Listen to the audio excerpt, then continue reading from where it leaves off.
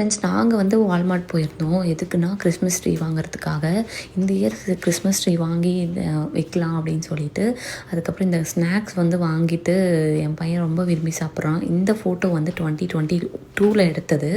நான் வந்து இந்த ஒரு விஷயங்க என்ன விஷயம்னா, இந்த டைரியில் எழுதி பழகிறது. நமக்கு ஒரு விஷயம் நடக்கணும்னா அது விஷுவலாக நினச்சி அதை நினச்சி ஹாப்பியாக ஃபீல் பண்ணுறது.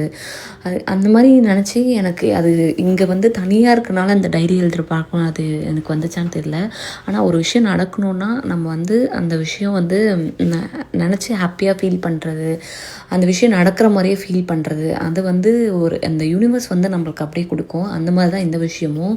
என்னென்னா எனக்கு வந்து ஃபஸ்ட்டு பேபி என் பையனாக தான் இருக்கும் அப்படின்னு சொல்லிட்டு என் மைண்டு ஃபிக்ஸ் ஆகிடுச்சு. அது எப்படி ஃபிக்ஸ் ஆச்சுன்னு எனக்கு தெரியல.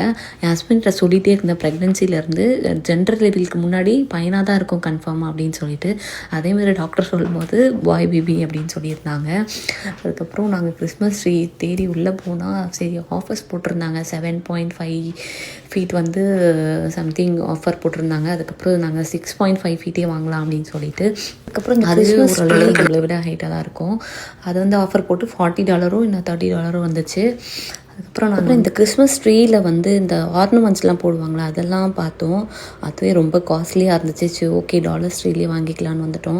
அதுக்கப்புறம் இந்த சப்வேல் வந்து எப்பயாச்சும் தாங்க இங்கே சாப்பிடுவோம். நாங்கள் யூஸ்வலாக வந்தால் இங்கே சாப்பிடவே மாட்டோம், ட்ரை பண்ண மாட்டோம். எப்பயாச்சும் ரொம்ப க்ரேவிங்ஸாக இருந்துச்சுன்னா இங்கே வாங்கி சாப்பிடுவோம்.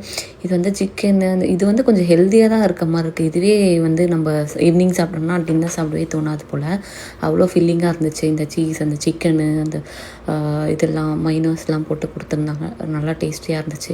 இட்டாலியன் சீசனிங்லாம் போட்டு ரொம்ப இந்த மாதிரி தான் அமெரிக்கன் சாப்பிடுவாங்க. அது எப்படி தான் டெய்லியும் இந்த மாதிரி சாப்பிட்றாங்க. நம்ம இட்லி தோசை பழகுனவங்களுக்கு இதெல்லாம் வந்து செட்டே ஆகாது டெய்லியும் ரெகுலராக சாப்பிட்றதுக்கு. பட் நல்லா இருந்துச்சு. இதை சாப்பிட்டுட்டு நாங்கள் வீட்டுக்கு வந்துட்டோம்.